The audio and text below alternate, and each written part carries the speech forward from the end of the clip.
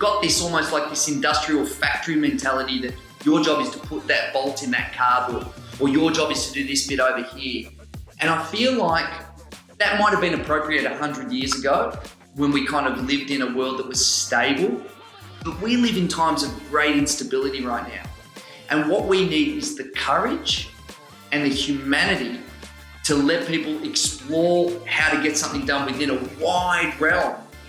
And if you want to be a real leader and not a manager, then I would say within that realm, you've got to allow for mistakes, exploration to find a better path. Because if you don't, then we're just judging people on something thin, and it's really hard to find a path to the future.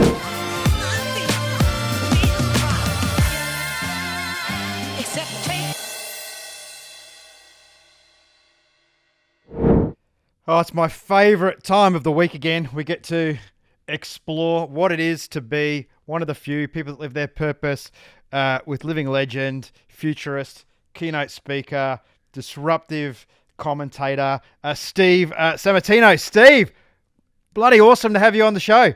Mate, thanks for having me, guys. I'm excited to get deep today, get into it. It's definitely great to welcome you on board, mate. I appreciate it.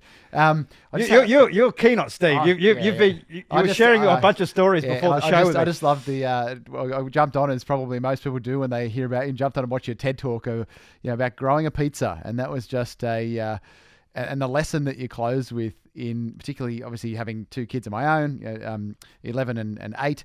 That concept of actually teaching them what it actually takes to look at the holistic picture, not just be that little piece of the puzzle. Maybe not the whole story, but touch on what was the lesson that you feel that came out of this concept, and how did that growing come a pizza? about? I mean, anyone listening right now is going to be, what are these two idiots talking about? But how do you grow a pizza, mate? That's the point, right? So I thought I want to teach my kids that things don't just arrive on the supermarket shelf; they get there. There's this process, right? And so I said to my daughter, look, why don't we grow some food? Want to grow some food? What do you want to grow? And she said, let's grow pizza. And I said, I didn't really mean that. She said, you said food and pizza's a food. I'm like, all right, be careful what you ask for. So we did an end-to-end pizza, 7-month process. We were pretty hungry by the time we got to eat it. I mean, and through that process, we went the whole way from wheat right through to, chilies and herbs, tomatoes, the whole thing, made it. And in the process, I learned two things, is that when you give kids the responsibility of something and they have a sense of ownership, they care about it more than you do. And that's something that we steal from people as they grow older and become kids and grow and learn through school. We teach them to be part of someone else's system rather than owning, controlling their own. She cared more about tomatoes and vegetables and weeds and birds eating her seeds than anyone ever has, because it was her pizza, it was her thing. And here's the other thing I learned that kids are born entrepreneurs and we kick it out of them. We pull it out of them, because through that process, she was inventing new ways to make it better and easier for her and to make the system work better because she owned it. And when you have a sense of ownership in something, you have this incentive to want to make it better, because that's what entrepreneurship and life is. How do we solve old problems in better ways? And when you let kids naturally explore the human mentality, it's in there. God, I mean, it's such a powerful thing. And I learned that. And that's something that we need to try and find that's buried inside people, because we bury it. It's still in there. We've just got to dig it back up. Yeah, definitely. It's a beautiful thing to see in your kids. I've seen it in mine as well. Clearly, they hear a lot of conversations that I have and are exposed to a lot of entrepreneurial concepts and things. But where do you see that translates into business owners in relation to their teams? Actually getting their teams to uncover that piece of themselves. You know what? I think that what we want people to do in business all too often is to complete a task, and we give people tasks. What we don't give them is objectives that I think have breadth and width and room for error and room for exploration. And so we've got this almost like this industrial factory mentality that your job is to put that bolt in that car door, or your job is to do this bit over here. And I feel like that might have been appropriate 100 years ago when we kind of lived in a world that was stable, but we live in times of great instability right now. And what we need is the courage and the humanity to let people explore how to get something done within a wide realm. And if you want to be a real leader and not a manager, then I would say within that realm, you've got to allow for mistakes, exploration to find a better path. Because if you don't, then we're just judging people on something thin, and it's really hard to find a path to the future. So I just think it's about opening up the breadth of what we need to do in that managing a team. Now, of course, there's going to be certain jobs that are specific, but the wider the scope, if we give people wider scope, humanity and people will always surprise us. And I'd call that, empowering somebody rather than telling somebody, to actually, you need to do this versus here's an outcome, go and figure it out, go and own it. And they actually then have that, as you say, that freedom, that flexibility to move within the boundaries or do it a way that may be different to the way you do it, but still manage to achieve the same outcome. Steve, we want to talk about Steve. Obviously, you're someone who is living an unorthodox life. Yes. You're somebody who, by any measure, is successful. But to you, do you perceive yourself as successful? And why do you perceive yourself as successful? I do perceive myself as successful, to be honest, and I don't put a number near that. The only thing I look for success is the ability to live within my own resources and how much freedom I have. There's my two success measures, is the ability to manage my life and my people and the freedom that I have for time, family, fun and work, doing things that I enjoy. So they're the ways that I measure it. I mean, for the longest time I used to chase money like that was the answer. No, I really did. It's embarrassing. You got to have that part of your life. We've all been there. Yeah. We've all been there. And none of us enjoyed it. No. 13 years, I was working in corporations, and I call it my chasing rainbows era, just trying to get promotion. And I remember on the very first day, I got a graduate position with a big global company. And I remember day one, I turned up and they took me through it, and I got the company car to drive home and everything. And I remember thinking honestly to myself, geez, I don't know if I like this very much, this 9 to 5 stuff. I don't know if this is for me. So I thought I'll just do it for 13 years and just see how it turns out. But then when I was honest with myself and I started, it was probably only about 8 years ago that I think I really, maybe even a bit more than that. I've had a couple of stints in and out. But at one point I said, this is what I want to do. And if I can make a living doing just that, I don't care what the numbers are, I'll be happy. So can we unpack that a bit, mate? But guess what? That's when everything changed. That's when I started making way more money than I ever made. But can we unpack that? What happened? Like, what was it that put you on the tangential path to the average person? Clearly, what you do is not a space where there are a lot of people involved. It's a very small community, people that can actually turn speaking and influencing into a sustainable existence. What happened though? At some point in time, what happened? I realised that I've been trying to keep everyone happy, and I've been trying to work on my weaknesses for 15 years, 20 years in my corporate career, and even with startups that I did. And then one day I woke up and I said, nah, I'm only good at this thing, and that's all I'm going to do.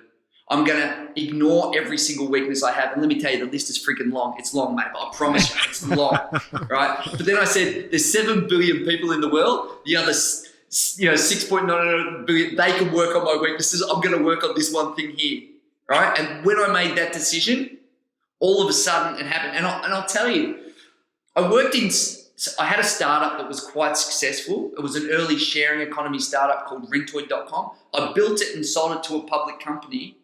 But that still was in what I call my pre-success era, even though I was financially successful, because 80% of the work that I was doing sort of grated on my soul. I didn't like it.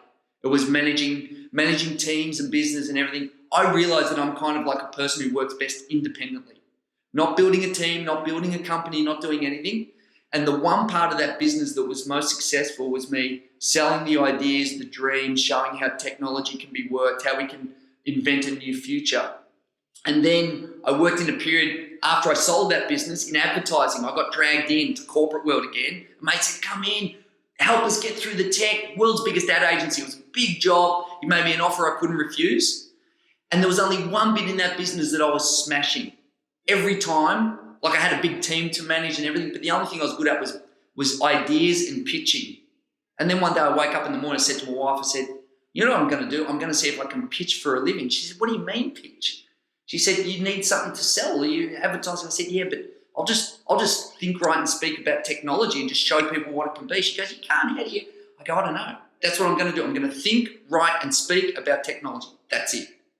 So I'm going to talk. Can I talk to that point, Steve? You know, what you've actually said there is something that it took me a number of years to realize as well, and perhaps yourself too, Boo, in that you initially you're doing everything for everyone else, and then you're trying to be everything for everyone else. And you're doing these things, you're right and left-handed when you're right-handed, you know, and you suck at it and people can't understand it. And, you know, and it's like, hang on. But this thing over here is exponentially more impactful if I just narrow my focus. And I found exactly the same thing doing a trip around Australia for a year in a caravan 2.5 years ago. Off we left. I cut out, you know, multiple six figures in personal revenue to do that. Drop back my hours, you know, 12, 15 hours a week, because as my wife said, why don't we just go and you don't work? And I said to her, can you imagine me not working for 6 to 12 months? She goes, yeah, good idea.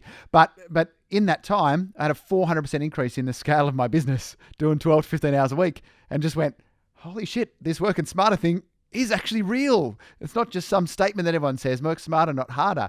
It was actually real, and by the sounds of it, that's what you experienced. Yeah, it was in order. It took a while to ramp up. You know, the first year I just kind of earned about half what I'd earned before that. The next year I matched it, and then just double, just went exponential.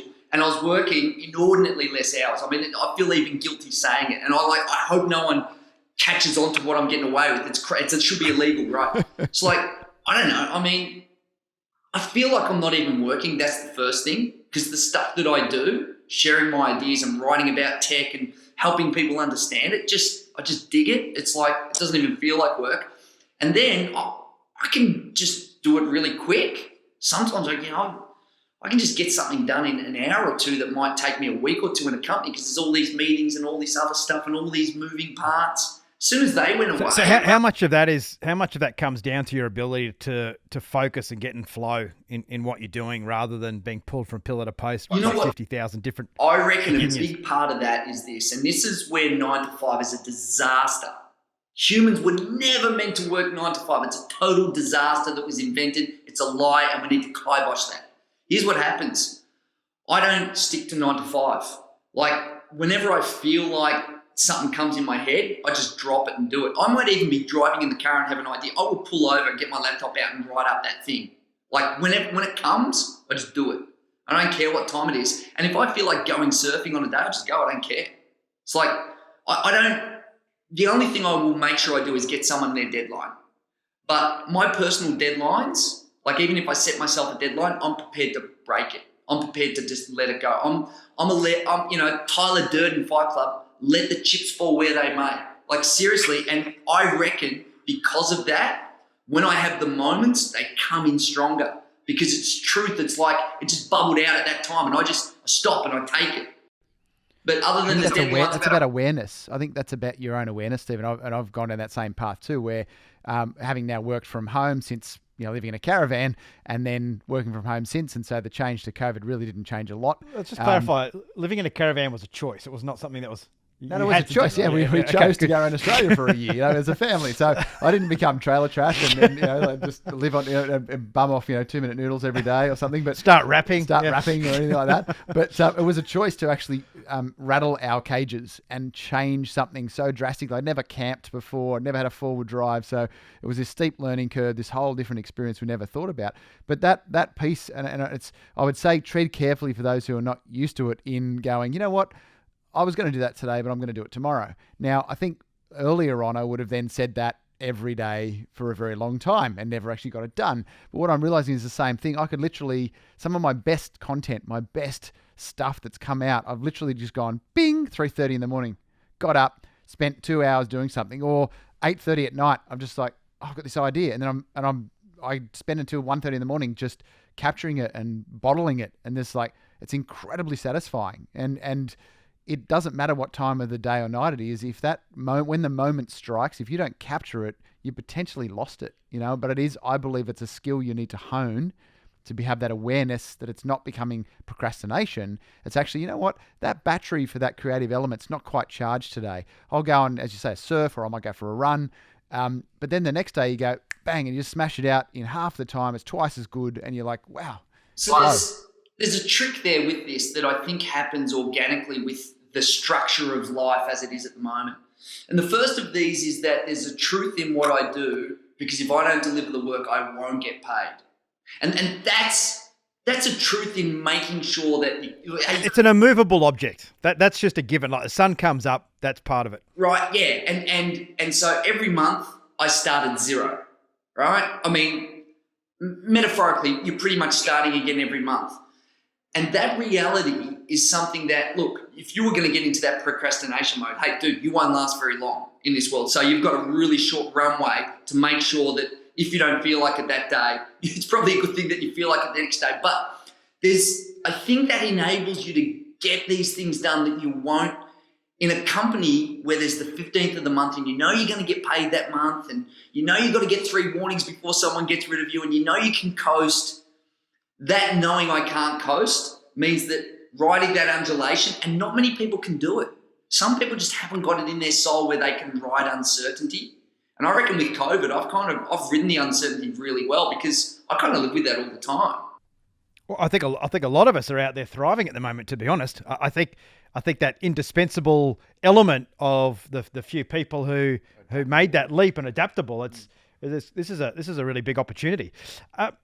Steve, let's talk about walking away from business, walking away from security, and the risk profile of those who manage to go and live their life's purpose.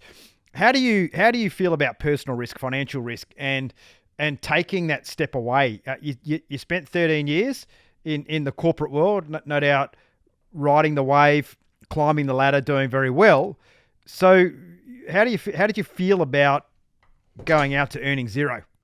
It's funny. I mean, I always had side ventures going, and I always, like I said to you, day one, I knew that it wasn't for me. It took me a long time to flourish. But you know, one thing that I think is really important and we underestimate is you need to invent for yourself the opportunity. And so I've been very diligent with savings and the way I've handled money from day one. Now, from when I worked I had a job as a paper round when I was 10 years old. I mean, you wouldn't do it these days. I'd get out at 5 a.m. around the mean streets of Melbourne delivering papers. Like, no kid, mate, no 15-year-old has been away 2 meters from their mum these days, right? But so I did that. I worked in a Hungry Jack's making hamburgers till midnight on Friday nights, and I always saved money. And I think that unless you have the ability to save money, the seeds of greatness are not inside you. I believe that deep in my heart, because here's what it is. You are saying to yourself and everyone around you, I am prepared to sacrifice something now for a better tomorrow. Like, here's a crazy stat. If you want to work just 1 year in 2 for the rest of your life, it's really easy. You just save half your wages. Yeah. No, this sounds crazy. If you can live on half of your wage, you could have next year off. And guess what you could do? In that year, you could learn a whole lot of new things, be really valuable to someone else, and probably get more money the next year. Then live on half of that and do that. Just this idea that you are prepared to invest in yourself to invent it tomorrow gives you the confidence, the ability, delayed gratification. It gives you the opportunity to make that exploration. And you know what? Society makes it hard. Everyone says spend. You've got to have the clothes. You've got to have the car. You've got to have this. If you cannot sacrifice, and it's the same with doing homework. It's the same with anything that requires effort. You've got to have sacrifice. And it doesn't matter whether you're earning $100 a week or, $100,000 a week. The principles and the philosophy is what elevates you. It's not the numbers. Because I found that people that are bad at saving when they're on small dollars are also the same people, and I've met them, who are bad when they're on big dollars. Philosophy is everything. Philosophy and your reason against. We used to say in the Air Force that you just, as you go through your career, you just move from the bottom of the spirits shelf and just slowly work your way up. So you're earning more money, but you're just spending exactly the same, spending more and more, just moving your way up. That's right. And usually at a higher level of responsibility. It's usually at a much higher level of responsibility too. It's interesting. I don't know whether you guys saw today, Steve. They're talking about the the biggest impact financially in COVID is middle class Australians and middle management taking the biggest hit.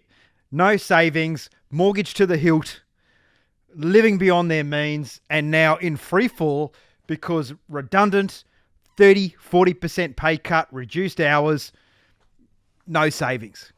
Mate, it's just a fundamental feature of life that's also an allegory for all other things. It's like anything. If you consume more than you deserve, whether it's food, whether it's money, whether it's, aggression, Drugs, any of those things, it's all about these ratios. And I try to live my life in percentages and ratios. And it's a real simple philosophy that holds you in good stead no matter where you are in your life stage. Tell us a little bit about the SLJs, Steve. One of the things we find that people who are the few that live their life's purpose, they're kind of really good at the shitty little jobs that need to be done, the bit of detail. You sort of mentioned it before, the undulating wave. How important is it to you to sometimes just knuckle down and do the stuff you don't want to do? Yeah, look, and I don't want to underestimate that there's a lot of work. I was talking to my wife about it the other day. I said, I don't work that much. She goes, actually you do, you just don't realise it. Here's the one thing that I do all the time is that I do my homework. So, working as a futurist or I'm actually a technology economist, but they use the word futurist. I pride myself on being able to answer any question, any time on topics of technology in the future without any prior warning or preparation. The news can call me and go, Steve, we've got an interview in 15 minutes on this topic. I'm like, right. Every single morning, I'll read all the news on what's happened in technology. I read the white papers. I go through a book a week on technology. The thing that I'm most proud of is my library. The one thing that I do is that I do my homework, because that is the bit that enables me to get new ideas. I pay attention to the world around me, and that's like my gym workout. And that happens at least, I reckon I would read 2 to 3 hours a day. So what's your reaction when you see things online or organizations? I had someone call me the other day who I've been working with, and they're like, look, this stuff that we're doing is really hard. There must be a shortcut. And this is about creating a 3-year strategy, right? Give me your thoughts on shortcuts to success, Steve. Possible or not possible? Okay, so there are always hacks to make something quicker than it was before. And that's actually what technology does. Technology is a new way of doing old things quicker and more efficiently. But the best shortcut I know is making frequent deposits into your bank account of knowledge. Right?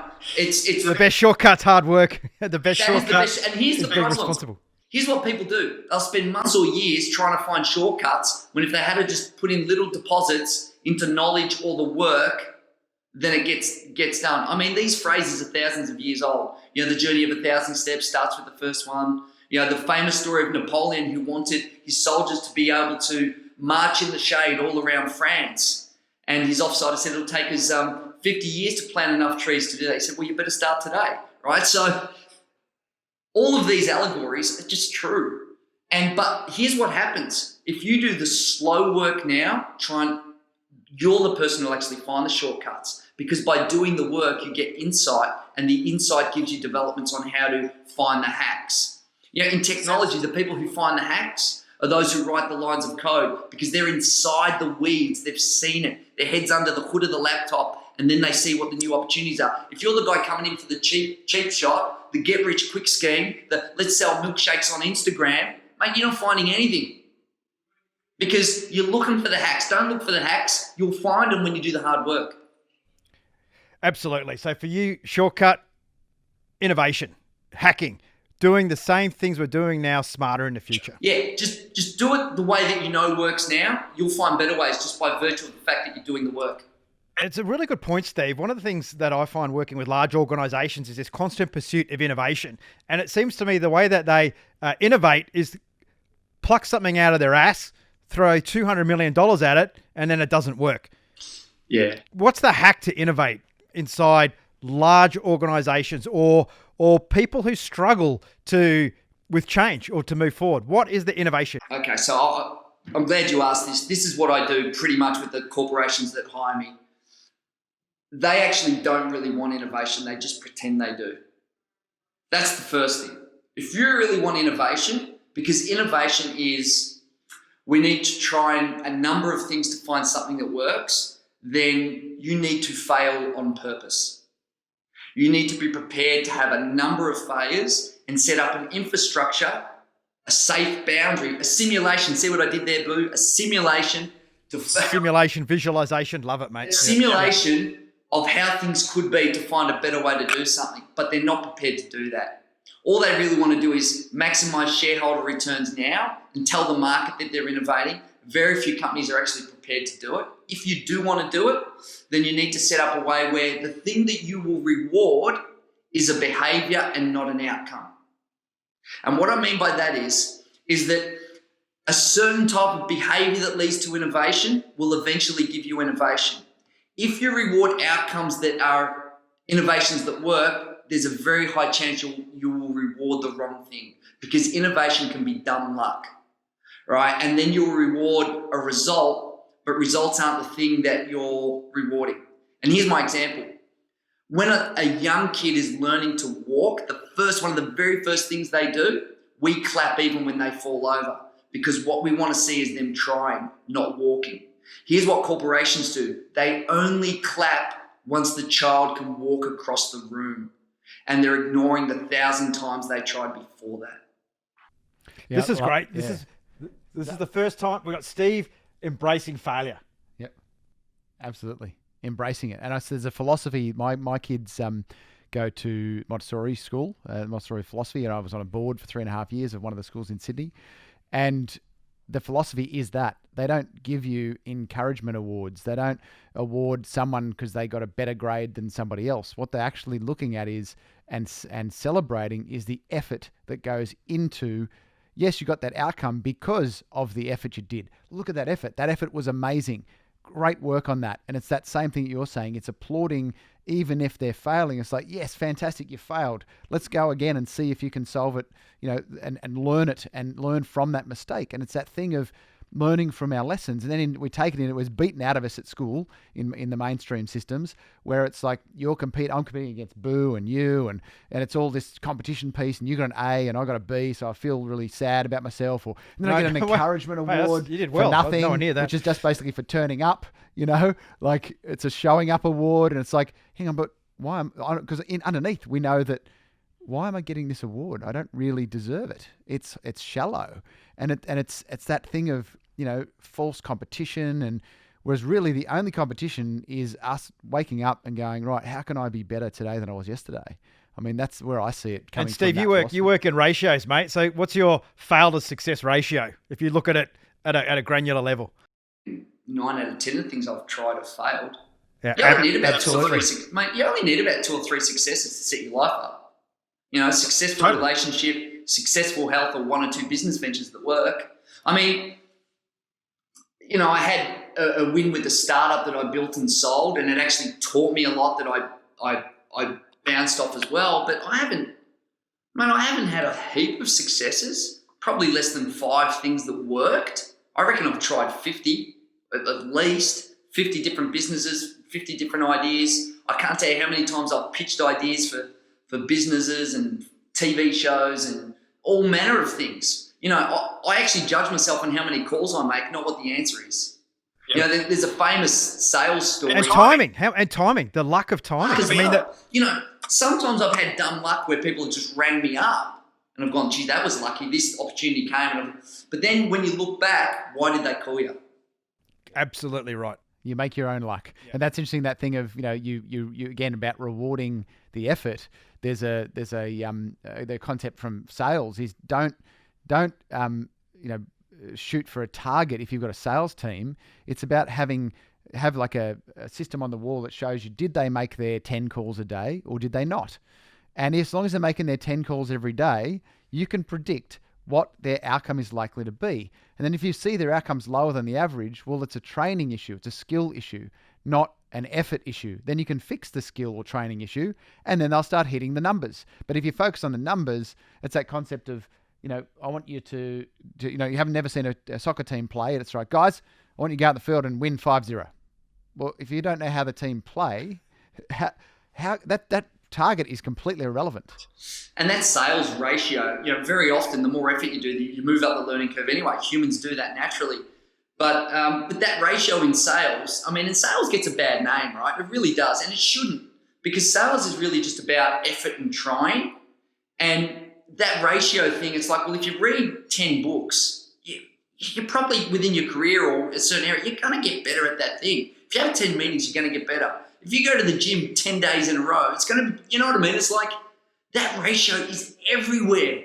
If you just stop and pay attention to the world around you, why does this person look healthy? Why is this person happy? You know why? Probably because they're nice to other people and people are nice back to them, and then they get a good vibe, Are you nice when you go and get your coffee, ask them how their day was? And when you ask them how they were, are you really listening to the answer, or you're just saying it because it's a social convention? Absolutely. And do you what really I'm care hearing about there is a C word, consistency, right? It doesn't matter whether it's the gym. As you say, if you go for 3 weeks, you get sore. You go for 3 months, you get strong. But if you stop going after 3 months, then wait a year and go back again, you're going to get sore again because you've lost all of the effort you've gained. And what you said before was those small incremental pieces, which comes down to consistency. The thing I see the most in working with a lot of business owners is they just lack the discipline to be consistent. And it's not about you have to go to the gym every day. Someone who goes to the gym 3 times a week consistently versus someone who goes every day, then stops for a week and then goes sometimes and then stops again, they're going to get a better result. It's the tortoise and the hare. Yeah, it's frequency. And how do you feel that fits in with how you've seen it in your journey? Look, another thing I always think about too is frequency beats depth every time. And the example of frequency beats depth, just to pick up on the gym one, and I go to the gym pretty much every day. I have a workout. I just enjoy it. But is that, what's better, going to the gym for 6 hours on a Saturday or doing 6 hours across a week, right? And that's for everything in life. Frequency beats depth. In business, how much do you interact with your customers? Do you burst them at Christmas time when you want their sales, or are you having a nice interaction with them all along the year? Do you go to your son, let's spend 4 hours together on having football together, or when he says, Dad, let's have a kick out in the backyard for 10 minutes, and then, hey, let's play the jigsaw puzzle for 10 minutes here. And little pieces always beat the big burst. And we see it in business and advertising. People come out with a burst campaign, expect everyone to stop what they're doing and pay attention. The world doesn't work like that. The world doesn't work like that. The world works on frequency. Small pieces, frequency, frequent. And so I try and say, what's my frequency versus what's my depth?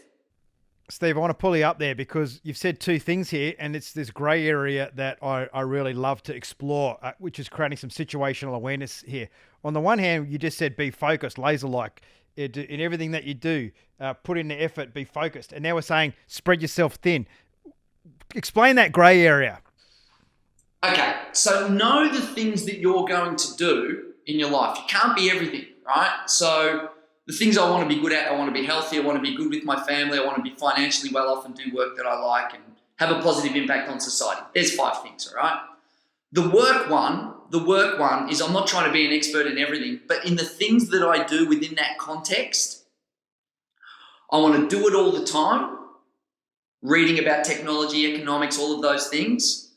And so I'm going to get depth because of my frequency. I'm doing the same things over and over again, those few things within that realm. I'm not trying to be everything because it's impossible. I know what the things I want to do are, and I'm going to do them frequently, which will give me really solid experience, a big foundation. I'm laying a big platform for me to stand on top of because I'm doing those things frequently. So I'm not doing everything, but the things I'm doing frequently.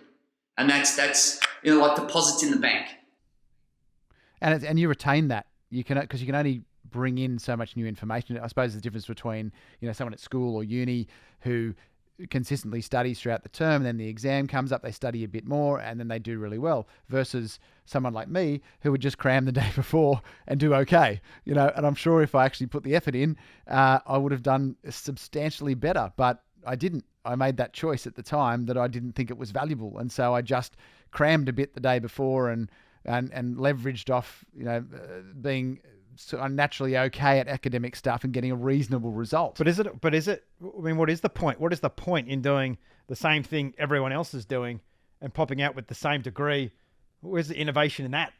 I appreciate there's a basic skill you need to learn, but that whole cycle, what does it set? It might set you up to think differently. It might set yourself up to challenge things. And I'm not bashing university here, but it's the way in which it's structured. And I believe university existed originally to create this hotbed of research and thought. And I think that just doesn't exist anymore. It's everyone has a degree. Everyone there's a little bit like a BA is a Bachelor of Attendance versus something that they can really utilize, because a lot of the time they get it and they go out into the real world and it's like, shit, this is not really going to get me anywhere. And no doubt, Steve, you're in technology, right? You're looking at automation, looking at moving things forward. Most great tech innovations or names that we're aware of it's years and years of investment, years of refinement. I mean, Dyson didn't build his vacuum on the weekend. Tesla wasn't built on a couple of weeks. So what do you believe sets you apart? And the world is awash with information. And one thing I learned as a fighter pilot is information sometimes is your enemy as much as it's your friend, because too much information, the poor old processor here just can't do it. What's your advice in terms of managing this tsunami of information that exists in the digital world? I've thought about that a lot, and we live in what I call a data explosion, right? So I want to delineate yesteryear with today, okay? Yesteryear, information was invariably hard to find. When I went to uni, there was no internet, and it's grey hairs. But when you found it, it had a high probability of being high quality. Now information is easy to find, but it's very, very hard to find the high quality stuff. That's the difference. So the skill now is about developing areas in which you can get trusted information from to call on that. And it's having the wherewithal to not get caught up in what you think is information, which is really just noise. How do you do that? Like, practically speaking, what do you do, Steve, to make sure that you are always accessing high quality information at the right time to empower you and the people you work with to make really good decisions? Yeah, so the first thing is I have certain news channels and technology channels that are trusted and reputable. And that's really important. We need to be teaching this in the school. We need to be teaching the difference between the New York Times and the Herald Sun. I mean, we just need to get serious about that. What is regarded as news or a newspaper. I tend to focus not on immediate news, something that is happening today, but maybe something that's bubbling over a month. I find that has the most density and nutrition, protein for the brain versus something that happened today. On the stuff that's happening today, you can read the headline and the top and you get it. You get the jokes. I know what's happening with TikTok and security issues. But because I've been reading about security issues for the last 3 years, I can read the headline and then pull into my protein of all this knowledge I've got here, marry the two up and do an interview like I did this week on Channel 7 and be able to create some clear knowledge between those two things. So, people get stuck in the sugar of the headlines and what's the latest, and then just not getting the protein they need. So you've got to have your long form and your short form. The short form stuff, the news headlines, that just tells you what's going on. That's just bubbling along the top, but you've got to go deep. So you've got to have reputable news sources, reading things that are, I think, longer form and something that's been postulated that's not just something that was written today for today, but something that's been written about what's happening, not what happened. And you need to have trusted people who you lean on for information, experts within certain categories. So I have a number of people that I follow within the technology realm who are heavy on the research. I know that the stuff that they put together is right. And I'm the guy that clicks on the links in the Wikipedia page and goes back all the way to the white papers so that it's steeped in research. So that's the way that I look at it. I have reputable news channels, reputable people within my category that I follow, and then I read the headlines to see what's happening with the zeitgeist. And so I marry those three up to give me a viewpoint. And I read books. So I'll go deep on a book on the topic. I'm reading one at the moment called Click Here to Kill Everyone. Crazy title. It's all about how the internet is becoming physical and getting hacked could end your life. It's not just getting hacked, someone will steal your photos. So I've got the depth. So clearly, based on your career and the amount of effort and consistent knowledge you build up. As I said, you've got this. What was it? Technology economist. Is that what you called it? Well, they say futurist, but yeah. Yeah. So you clearly got a bit of a perspective of what's coming. So let's say in the next 3 to 5 years for business owners, what should we expect when it comes to technology and the types of impacts that's likely to make on our businesses? Okay, the first thing that we need to look at is that what society expects always circumvents technology's capability. The number one thing we're going to see in a post-COVID environment is going to be nationalisation and deglobalisation around the world, because fear has set in and the insecurity of our supply chains across the world is now shaping government policy, where I think the internet will become closed and more national around the world than it's been. We're going to see, I think, nationalisation of technology infrastructure across countries, closing of borders, and artificial intelligence and local manufacturing and automation coming back home to home markets and high-cost labour markets. So we're going to see this shrinking of the world in the next sort of 3 to 5 years. What's going to happen to us, mate? What's going to happen to the soft pink bodies once everything's automated and we've got artificial intelligence doing all the thinking for us? Well, the most high-paid jobs are going to be jobs that we pay people to do because a human is doing it, not because a robot can't. Now, if you're sick with COVID, if there was a soft exoskeleton robot that could hold your hand, even if that could happen, I'm pretty sure you'd want a human to do it. That's an allegory for what's happening. I mean, think about, this is my favorite example about technology. Technology outsources repetitive tasks so that we can invest more in human tasks. In the short term, in the 50s and the 60s, we had processed food was the future.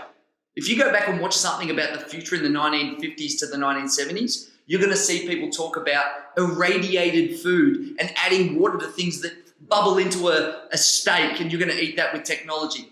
And guess what happened? Slow food happened. And, espresso coffee was for bogans in the 70s. If you were having espresso, mate, we've got Nescafe. What are you, a bogan? We've got this processed stuff now. And now you want Billy with the tattoos and his leather apron to make you call you by name and make you a macchiato that's going to cost you, 70 times as much as a Nescafe. There's a story about the future in that. But is that experiential? Is that because we're seeking out the experiences? As we automate production, we pay more for experiences. It's already happening. We can see it everywhere. If you look, and this is where paying attention to the world can be more important than reading a report in The Economist, because you see it first before it appears in the numbers. You see what's happening with the way people are behaving. If you look, it's there. And what will happen is, as things get automated in manufacturing, that money doesn't evaporate. The manufacturing gets cheaper. That extra money goes over here. It just changes places. Think about it. You used to spend $30 on a CD, right? And then $30 went to $1 for one song. And then that went to streaming for $10 for 1 million songs on demand. Where did the money go? Well, the money didn't evaporate. It just changed. No, it just changed places. It went into an espresso. It went into a concert that you now spend $100 for instead of a $1. It used to be that the concerts were cheap to promote the album. Now the concerts are expensive because we want to see a human do it. We want to see them make a mistake. We want to see the sweat on their brow. And understanding the future is understanding technology and humanity in concert. See what I did there? Concert. I like that. Wow, that's next level, mate. So you're obviously a consumer of vast amounts of knowledge, but within all of that, Steve, you must have come across a few tomes that have spoken to you. If someone was trying to move from a life that they're not super happy with, and they feel like there's more to life or they've got more to offer, what are 3 sources or 3 chunks of information or books or whatever you call books in the digital world these days?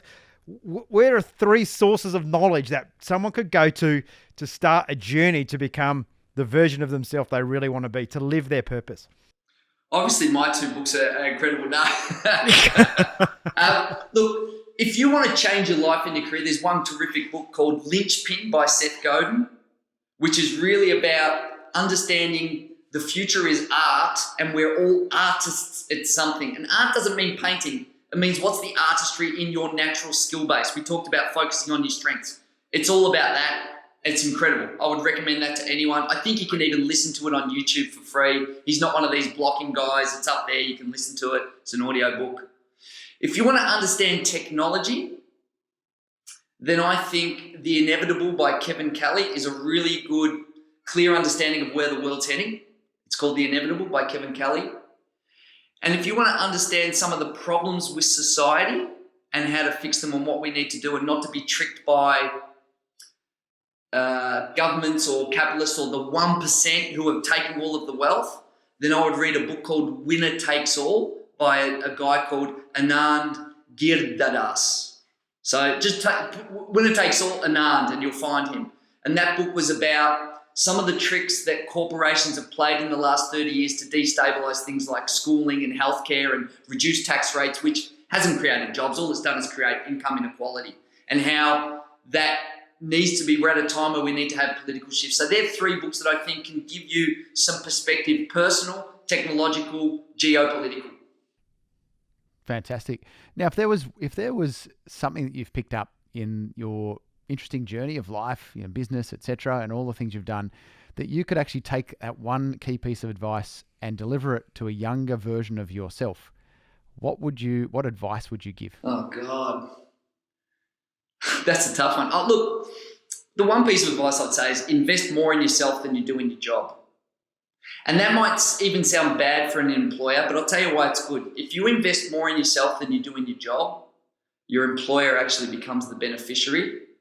And if the employer doesn't appreciate it, you'll be valued somewhere else.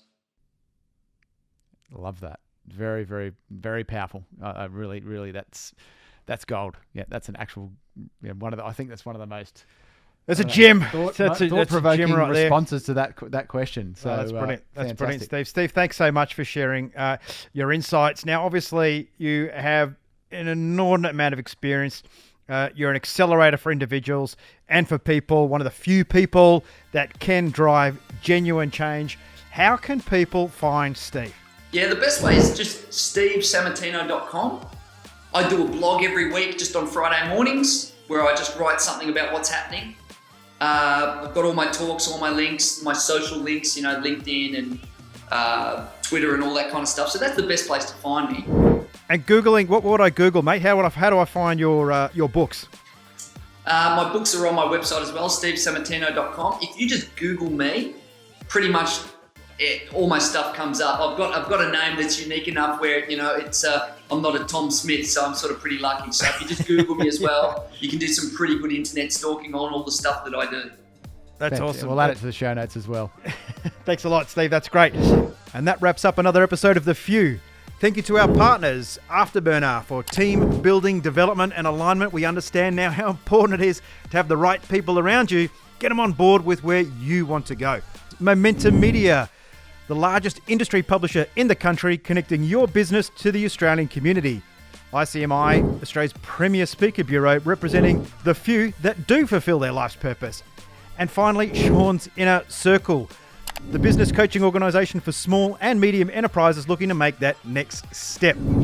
Thanks again for listening in and downloading today. Please leave a review on whatever platform you are currently listening to this podcast, and reach out to our partners who can help you make the transition to the few. Thank you, Steve. Thanks, Sean. Thanks, mate, for sharing what it takes to become one of the few. Thanks so much. Thanks, guys.